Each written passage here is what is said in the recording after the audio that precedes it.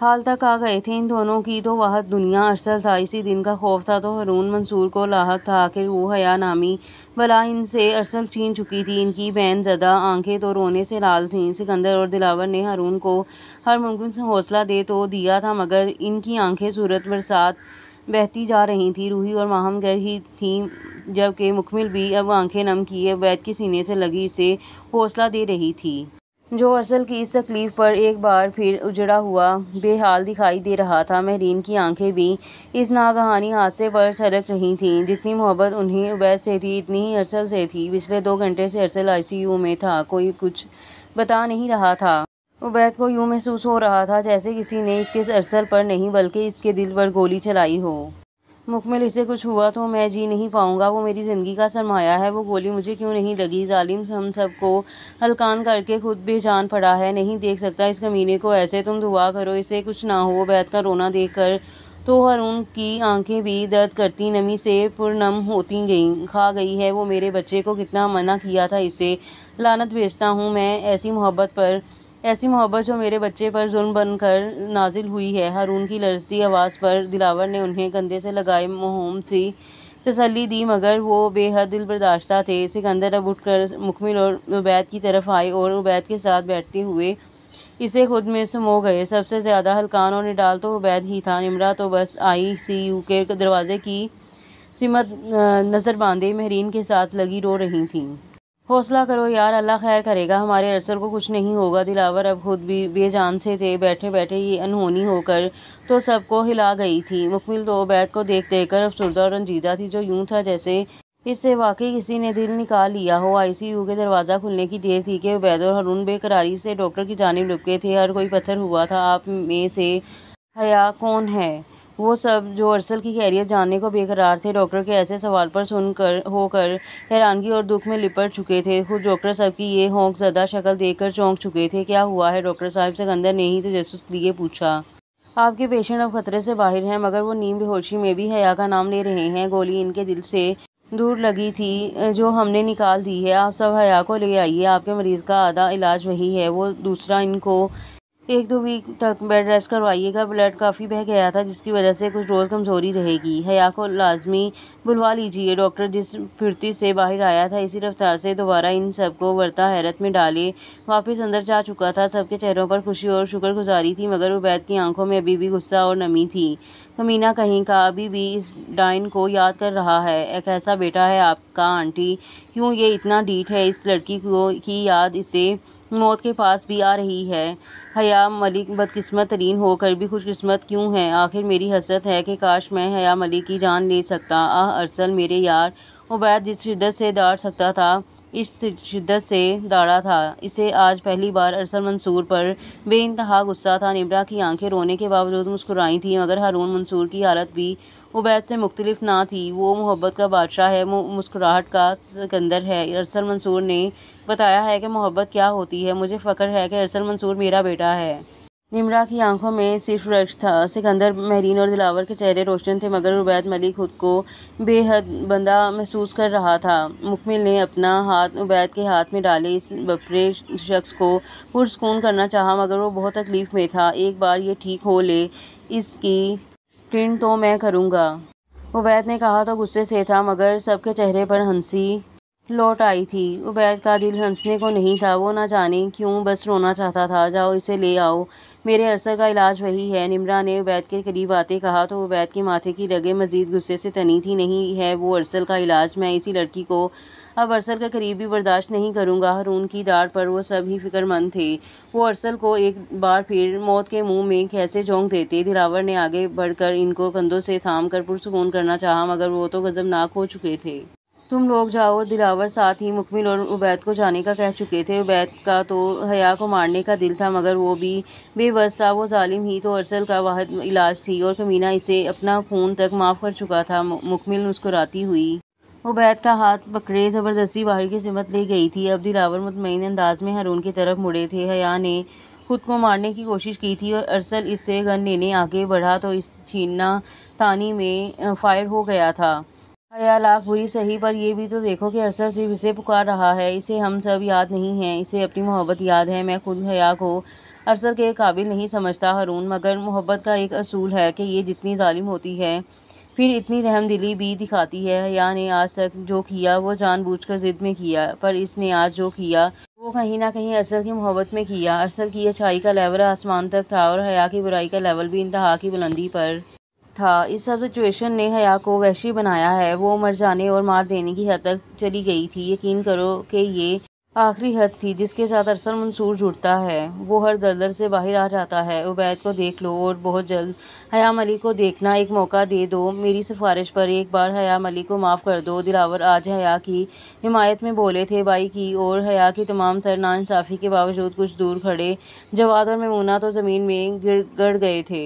जवाद तो अपनी नज़रों में मज़ीद गहरे गिरे थे। जिस बाई को इसने बेसुकूनी दी थी वो आज भी इसकी बेटी के लिए सफाइयाँ दे रहा था। दिल तो मेरा फट पड़ा है, पर मोहब्बत को एक मौका मिलना चाहिए। हारून भी कायल हुए तो सबकी नज़रें मुड़ी।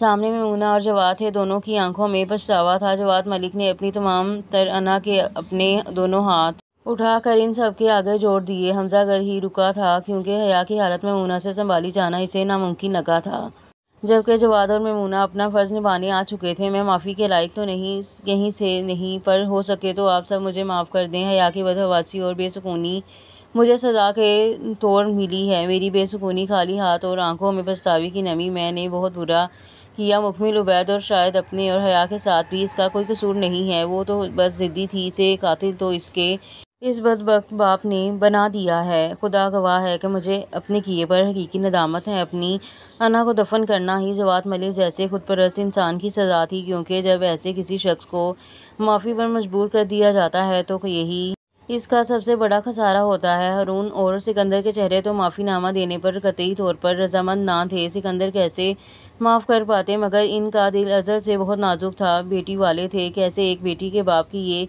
हकीकी नदामत रद्द करते। और हारून मंसूर तो पहले ही अरसल की इस तकलीफ़ पर टूट चुके थे।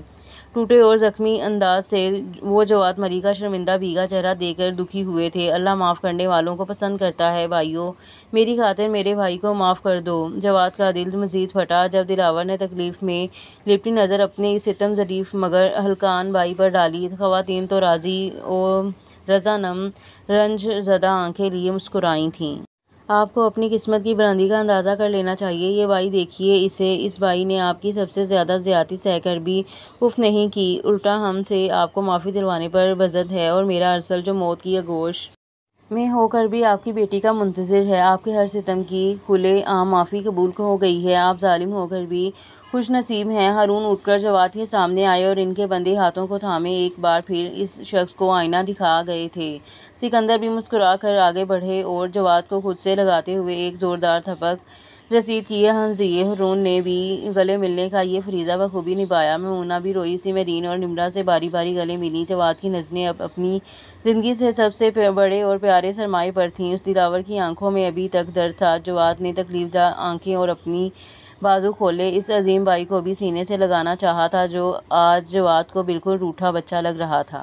अम्मी बाबा का मुझ जैसे बड़े बेटे के लिए तुम वो इनाम हो जिसने मेरी दुनिया और आखिरत दोनों तबाह होने से बचा ली हैं। हो सके तो मेरे सीने से लग कर मुझे माफ़ी का परवाना दे दो दिलावर। वादा करता हूँ अब तुम सब पर दुख का साया तक नहीं आने दूंगा। मुझे माफ़ कर दे यार। भाई तो वाकई अल्लाह की नेमत होते हैं और अल्लाह भी बहुत बेनियाज है। दिलावर के सब्र और अदब की ताज़ीम में इसे जवाद मलिक का सच्चा रूप नसीब किया था। वो जवाद मलिक जो कल तक एक जालिम, जाबिर और बेरहम था, आज अपने इस अनमोल भाई के सीने से लगने को बेकरार था। दिलावर रोए थे। वो जितने भी बुरे क्यों नहीं हो गए थे, पर वो जवाद के लिए वही छोटा सा भाई ही थे। जवाद इसको खुद ही बाजू से खींचे सीने में समेटे बैठ चुके थे।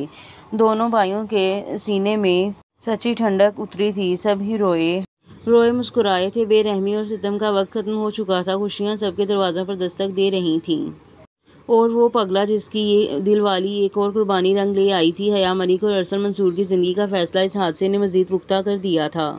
मुझे नहीं जाना, मुझे मरना है बस। मैं इसके सामने मरना नहीं चाहती। वो ठीक हो जाए बस काफ़ी है। मुझसे दूर रखें इसे। मैं अब किसी से बदला नहीं लूँगी। मुझे किसी को नहीं मारना। मुझे इसके पास मत लेकर जाएं। नहीं भाई, इनको कहें इसे बता दें हया मलिक इस दुनिया से चली गई है। लाउंज में हमजा हलकान ज़दा दुख में लिपटा बैठा था जब हया ने सोफे से अलग कर खौफजदा होने हुए कहा। वो अपनी होश में नहीं थी। मुकबिल तो हया की ऐसी बेगानी हालत देखकर अपनी आंखें तर कर चुकी थी, जबकि उबैद को हया पर अभी भी कोई रहम नहीं आ रहा था। इसे वो शदीद बुरी लग रही थी। वो दोनों इसे लेने पहुंच चुके थे। हया मत करो ऐसा, होश में आओ। वो तुम्हारे हर सितम के बावजूद तुम्हारा मुंतज़िर है। मोहब्बत कभी किसी पर इतनी मेहरबान नहीं हुई होगी जितनी तुम पर है। जाओ अरसल के पास, इससे माफ़ी मांग लेना। उठो। हमजा इसे बाजू से पकड़े रंजीदा होकर उठाता बोला, मगर वो मज़ीद सोफे से जुड़ गई थी। इसका चेहरा होलनाक सी तकलीफ का मरकज़ बना था। मुकमिल और उबैद ने भी एक नज़र एक दूसरे को देखा, फिर हया को जो काबिल रहम तक बदहवास थी। नहीं, मैं नहीं जाऊंगी। सबको हया बुरी लगती है ना, इसको क्यों नहीं लगती? वो क्यों है ऐसा? इसे तो मेरा साया भी नागवार लगना चाहिए। भाई, मैं इसके सामने नहीं जा सकती। हया की आंखों में दर्द नमी बनकर हमजा को भी निडाल कर रहा था। हया मेरी बहन, वो बहुत प्यारे हैं। मोहब्बत तो वो है जो किसी भी तूफ़ान से मुतासिर ना हो। वो खुद मुतासिर हो गए, लेकिन तुमसे मोहब्बत पर आंच भी नहीं आने दी। वो तुम्हारी हर ज़्यादती के बावजूद तुम्हें अपनी ज़िंदगी बना चुके हैं। मैंने और उबैद ने तुम्हें माफ़ कर दिया है, इसलिए कि तुम अरसल भाई की लाजवाल मोहब्बत हो। तुम इनके लिए बहुत ऊंची हो। वो शख्स तो तुम्हारे लिए बहुत मेहरबान है। बिना मांगे भी तुम्हें सबकी माफ़ी मिल जाएगी। क्या अब भी तुम इस शख्स से किनारे पर राज़ी हो? अब की बार मुकबिल खुद उठकर हमजा की जगह आई तो हमजा उठकर उबैद के साथ जा बैठा। उबैद ने भी हमजा की तरफ तसल्ली अमेज़ अंदाज में देखा। मुकबिल इसे बाजू से पकड़े बहुत प्यार से उठाए अपने साथ बिठाती हुई अपने सामने किए बोली थी। हया की आंखें ना चाहते हुए भी छलक पड़ी थीं। वो ऐसा दर्दनाक तो कभी नहीं रोई थी जितनी अब मुकबिल के साथ लगी तकलीफ में दिखाई दी थी। किस नेमत की नाशुक्री पर रोती। मुकबिल को तो इसने मारने की कोशिश की थी, और एक ये थी कि इसे इसकी खुशकिस्मती का यकीन दिलाते नहीं थक रही थी। उबैद को भी अब ज़रा हया पर तरस आया था। तुम बहुत बुरी हो हया, लेकिन तुम मेरे अरसल की ज़िंदगी हो। मैंने आज तक तुम पर सख्ती करने में बहुत ज़ब्त किया। वजह मुकमिल और अरसल थे। वो अरसल जो इस दुनिया में मुझे सरवाइव करवाने का सबब है। वो ना होता तो वह ज़िंदगी के लुत्फ़ से कोसों दूर होता। इसकी मोहब्बत तुम जैसी सफाक लड़की है, पर तुम अफजल हो सिर्फ अरसल की निस्बत है। मुकमिल का ज़र्फ देखो तो कि ये तुम्हारी साजिश के बावजूद तुमसे राज़ी है। ये सब किसी को नसीब नहीं होता। तुम्हारे नसीब में पूरा गुलशन था और तुम इसकी नाकदरी करती रही। मेरे पीछे तुमने अपना ये हाल किया। मैं भी आज तुम्हें दिल से माफ़ करता हूँ, लेकिन इस शर्त पर कि अब तुम अरसल को दुख देने का सोचोगी भी नहीं। जितना जुल्म तुम इस पर डाल चुकी हो, अब इसकी तलाफ़ी करोगी। अभी हमारे साथ जाकर इसकी ज़िंदगी की बुझती आस को बढ़ाओगी। वो हम सबको नहीं बल्कि सिर्फ तुमको बुला रहा है। इसकी इस तरफ पर तुम्हारा कुर्बान होना बनता है। चलो हमारे साथ। उबैद ने एक बार फिर अरसल और मुकबिल के लिए इस जालिम और सफाक को माफ़ी का परवाना थमा दिया था। वो माफ़ी के काबिल ना होकर भी बख्श दी गई थी। इसकी माफ़ी का वसीला वो ICU में बेजान होकर भी हया पुकारता हुआ अरसल मंसूर था। मुकबिल ने भी आज हया की सच्ची तकलीफ़ महसूस की थी। हया का वजूद दह कर लर्ज़ रहा था। कैसे वो अरसल मंसूर का सामना करती? इसे तो अब ये ज़िंदगी और मौत का मामला लग रहा था। नहायत तकलीफ़दा और जान सोच मरहला। रात तक अरसल को रूम में शिफ्ट कर दिया जाना था। हया अपनी बेबसी और एहसास जुर्म के बावजूद उबैद और मुकमिल के साथ जाने पर राज़ी थी। बाकी सब शाम को ही घर चले गए थे। बस निमरा, दिलावर और हारून यहीं हॉस्पिटल मौजूद थे। रूही और माहम भी आई थी, मगर हॉस्पिटल में रात तक रहने की इजाज़त नहीं थी। रात पूरी हम इनको ऑब्जर्वेशन में रखेंगे। मेरा नहीं ख्याल कि किसी को भी रुकने की ज़रूरत है। आप सब सुबह आ जाइएगा। डॉक्टर साहिब का ख़ास पैगाम है। हया बिल्कुल बेजान सी ICU के बाहर लगी कुर्सी पर बैठी थी। मुकमिल भी इसके साथ थी, जबकि अब नर्स निमरा हारून और दिलावर से मुखातिब होकर गईं, जिस पर वो सर हिला चुके थे। हारून ने एक नज़र हया पर डाली तो मज़ीद अफसुर्दा हुए। वो बिल्कुल बेहाल हो चुकी थी। सबसे वो आई थी। इसने एक लफ्ज़ तक नहीं बोला था। आप सब जाएं, मैं और मुकमिल यहीं हैं। डैड, आप इन दोनों को ले जाएं। निमरा आंटी भी थकी लग रही थीं। उबैद की बात भी बिल्कुल ठीक थी। दिलावर तो कायल थे, मगर हारून अभी भी अरसल को लेकर इस हया से खौफजदा ही थे। पर हया तो अब खुद तक इससे गाफिल थी। निमरा इसके करीब गईं और बहुत प्यार से इसे साथ लगा गईं। हया की हर नाइंसाफ़ी के बावजूद वो इनको बेहद प्यारी थी। अरसल का ध्यान रखना, हम सुबह आ जाएंगे, अरसल को बहुत प्यार से कहती वो दोबारा उबैद, दिलावर और हारून के पास चली गईं। मुकमिल भी हया की ऐसी अफसुर्दा और रंजीदा हालत देख कर दुखी थी। उबैद, अरसल तुम्हारे हवाले है प्लीज़। हारून ने जाने से पहले उबैद को देखा तो पूरी तसल्ली अमेज़ मुस्कान लिए उन्हें मुतमईन कर चुका था। आप बेफिक्र रहें, सुबह तक मेरा वो पगला छलांगे मारता मिलेगा आपको, आप परेशान मत हों। उबैद जानता था कि वो हया का अरसल के इतने पास होने से कुछ मुतमईन नहीं थे। अब तो दिलावर भी हल्की सी मुस्कान से हारून को साथ लगाए उबैद का कंधा थपकाए बाहर की तरफ चल दिए। निमरा भी एक नज़र हया और मुकमिल को प्यार से देखती इनके पीछे चली गई। रात हॉस्पिटल में उबैद, मुकमिल और हया रुकने वाले थे। उबैद इनको बाहर तक छोड़कर वापस आया तो हया और मुकमिल वहीं बैठी थीं। हया को चुप लग गई थी। वो तो यूं पत्थर थी कि जैसे इसके अंदर हंसने, बोलने और सांस लेने तक की रमक बाकी नहीं रही।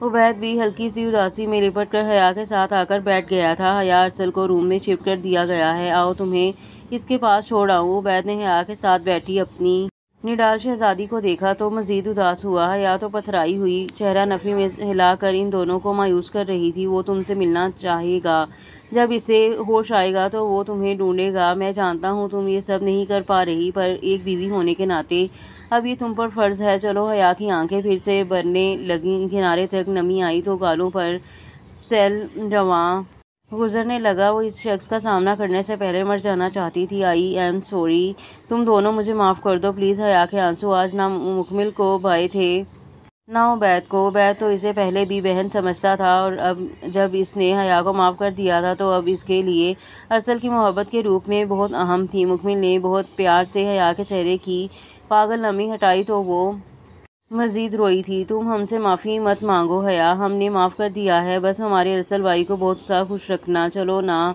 इनको तुम्हारी ज़रूरत है, उठ जाओ अब तो। मुकमिल बाकायदा खड़ी हुई, मुस्कुराकर हाथ बढ़ाए बोली तो हया ना चाहते हुए भी इसका हाथ पकड़े खड़ी हो गई। अरसल को रूम में शिफ्ट तो कर दिया गया था मगर अभी तक वो दुआओं के ज़ेरे असर था। रात कमरे में सिर्फ एक फ़र्द के रुकने की इजाज़त थी मगर फिर वक्त वो तीनों ही इसे एक साथ देखने लग गए थे।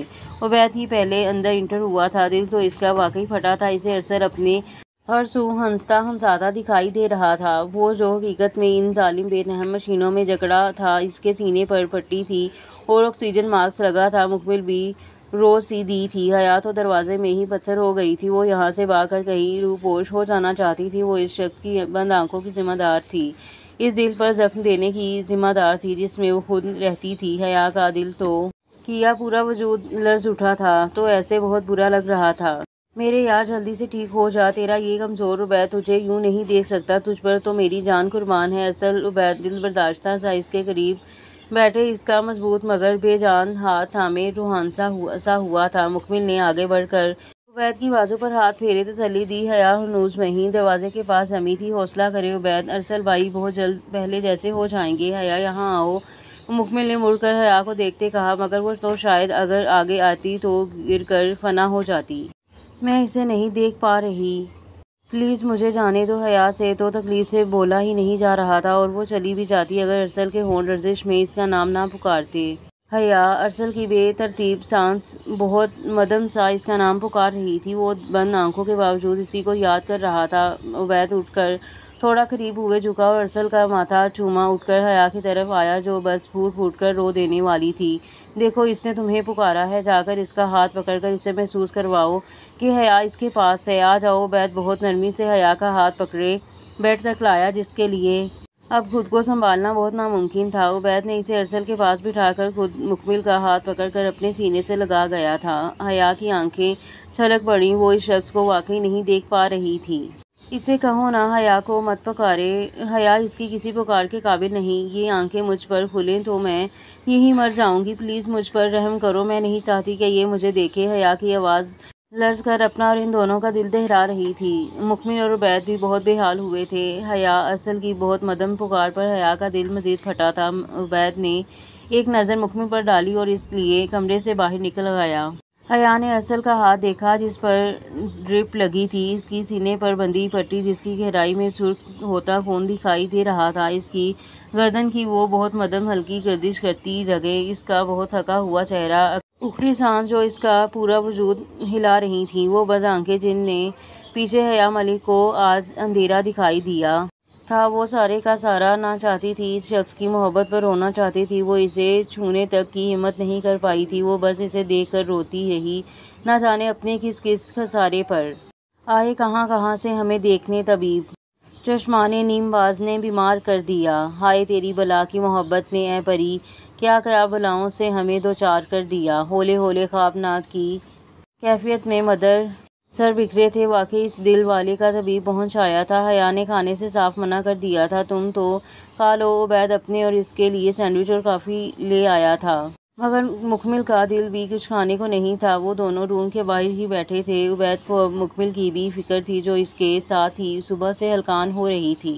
अरसल भाई ठीक हो जाएं फिर खाऊंगी, अभी तो मुझसे भी कुछ खाया नहीं जाएगा। मुकमिल उबैद के बैठते ही इसके सीने से लगी बिल्कुल उदासी बच्ची सी लगी थी। खुद उबैद भी परेशान सा था। सैंडविच और कॉफ़ी साइड पर रखे वो अपनी बाजू मुकमिल के गिर्द फैलाए टेक लगाकर अपनी आंखें बंद कर गया था। ठीक है, उदास मत हो, वो अब खतरे से बाहर है, मुमकिन है जल्द होश में आ जाएगा, बस दुआ करो इसके लिए। उबैद ने कब सोचा था कि वो अरसल पर ऐसी बेरहम तकलीफ़ भी देखेगा। दिल तो इसका अभी बेहद रंजीदा था। अरसल को होने वाली हर तकलीफ़ उबैद मलिक के सीने पर पहले दर्द पहुंचाती थी। तुम्हें पता है मुकमिल, अरसल से मेरी दोस्ती 2 क्लास में हुई थी। वो हमारी क्लास का सबसे रौनमा और शरारती बच्चा था।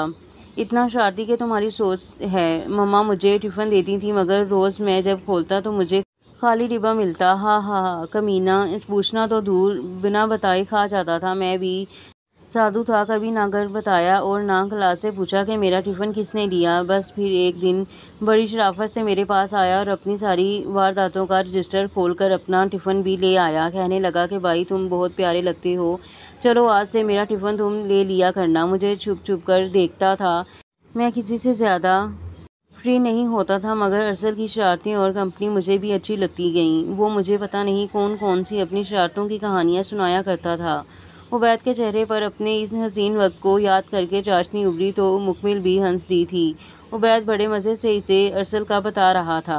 हा हा हा, अरसल भैया भी ना, और आप मेरे सादा शहजादे, अब तो आप कहीं से भी नहीं हैं। मुकमिल भी उदासी हटाए झांकी तो उबैद भी तलमसीर मुस्कुराया। मुकमिल के गिरफ्त मजबूत किए। अब अपनी गज़बनाक तबीयत का भी तो बताना था तुम्हारे लिए। वाकई मैं बहुत तेज़ हूँ। मुकमिल की जानिब झुके वो भी शरीर हुआ था। तुम्हें पता है मुकमिल, वो खुद उदास होकर भी मुझे हंसाता था। जब वक्त के साथ साथ इसे मेरी तकलीफ़ों का पता चलता रहा तो वो मेरे और करीब होता गया। सोने पर सुहागा तो तब हुआ जब पहली बार डैड ने इन सब को हमारे घर बुलाया था। हारून अंकल डैड के भी एक जानने वाले और दोस्त थे। वहाँ से मेरी और अरसल की ये लाजवाब दोस्ती शुरू हुई थी। वो मीठा था, तभी मुझ जैसे कड़वे को हैंडल करना बखूबी जानता था। जिस तरह वो मेरी तकलीफ़ नहीं सह सकता, वैसे ही मैं इस पर आँच देख कर डर जाता हूँ। कभी अरसल के बिना रहने का सोचा भी नहीं, सोच ही नहीं सकता। उबैद के लहजे में अपने जान से अजीज़ अरसल के लिए बस प्यार ही प्यार था। अल्लाह आपकी ये दोस्ती हमेशा सलामत रखे। कितने प्यारे हैं आप उबैद, हर किसी से कितनी मोहब्बत और ईमानदारी से वाबस्ता हैं। फिर चाहे वो ब्यूटीफुल सी मेहरीन माँ हो या दिल के बादशाह जैसे दिलावर बाबा, और जान से प्यार बढ़कर प्यारा अरसल हो, या बहुत मुद्दत बाद मिली दिलगीर माँ और मुकमिल। इसके लिए तो आपकी मोहब्बत का ये समुंदर सोच से भी गहरा है। मुझे लगता था आप बहुत लापरवाह इंसान होंगे तब जब आपको जानती नहीं थी। आप तो मोहब्बत से भरे हुए हैं। आई एम सो लकी के आप मेरे हो। मुकमिल ने मोहब्बत से मज़ीद तरीन अपना हाथ इस बेहद न्यारे और दिल के प्यारे उबैद मलिक के चेहरे पर धरा, जो मुकमिल को ही मोहब्बत लुटाती दिलकश नज़रों से देख रहा था। और यहाँ पर एपिसोड का इख्ताम होता है और मिलते हैं अगले एपिसोड में। तब तक के लिए दें मुझे इजाज़त। अल्लाह हाफिज़।